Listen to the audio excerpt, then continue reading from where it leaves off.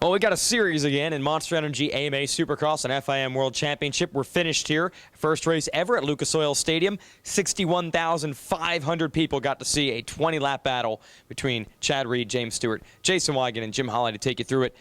That was about as good as anyone that bought a ticket here could have ever possibly wanted to see. Yeah, I think those, maybe there was 2,000 seats left here before a sellout. I guarantee it'll be a sellout next year in 2010. I mean, it was just a great ride, for Chad Reed. He knew exactly what he had to do, and that was get that start and just ride his own race. James Stewart playing catch-up, goes down, loses the front end, gets back up, playing catch-up again, catches Chad Reed, passes him, but Chad Reed did not give up. He wanted this win, and he wanted it in a big way.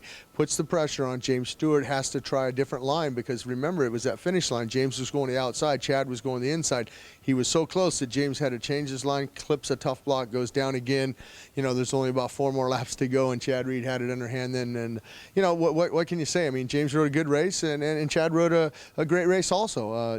James Stewart had the fastest lap time, but, like we said, you don't need the fastest lap time to win. You just need to make sure you cross that finish line after 20 laps first. And what a great win for Suzuki. They've been working hard, and also for Mike Alessi, his first podium of his career. Suzuki gets 2 Suzukis up on that podium. The Yamaha in the middle there with James Stewart finishing up second, but it's all tied going to Daytona, 199 apiece for both of these guys. And you talk to Stewart and you talk to Chad, those guys like to race like that. That's the races where you get the whole shot and you check out and you're just riding by yourself. It's not fun.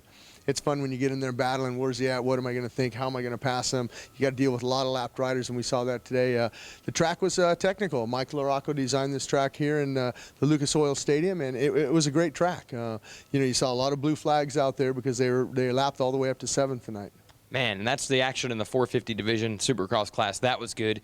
And we might have a series on our hand also in the East Region Lights class because Austin Stroop, making up for the mistake that he made in Atlanta, comes back. Same scenario, but he holds on to the win all the way down to the wire here in Indy. Yeah, and this is a win that he needed to because he was 18 points coming into this one. He wins over his teammate Porcel, gains 3 points. They got 15 points behind those guys with 5 more rounds to go. 3 of those are in domes. 2 of them are outside Daytona and Jacksonville. Those could be the deciders in there. What a great ride for Nico Izzi, finishing up 3rd. But on the other hand, we had another restart. We haven't had one of those in a long time in the main event. We had one in the lights in the last chance last week in Atlanta, but that first one, Nico Izzi got the start. He was checked out, but Porcel and Stroop came together, and there was a whole lot of riders behind him. They just didn't get him untangled in time, and he comes around, he sees the red flag, but nobody got hurt, which is a good thing. They reline him up, restart him again, and Izzy didn't get a good start. But he had some battles to come through, and some of those battles, Matt Lemoyne,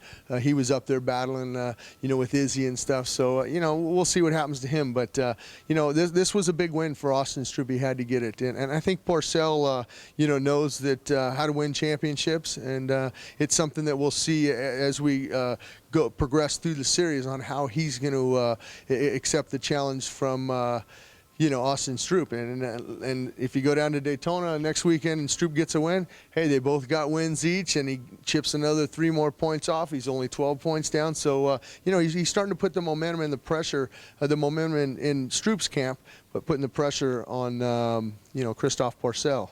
Okay, we won't be on the air in Daytona. No webcast and no videos on Supercross Online there, but we will be back in 2 weeks in New Orleans. The action should be better than ever the way it's shaped up here at Indy. So make sure you join us in 2 weeks. He's Jim, I'm Jason. That's Monster Energy AMA Supercross and FIM World Championship from Indianapolis.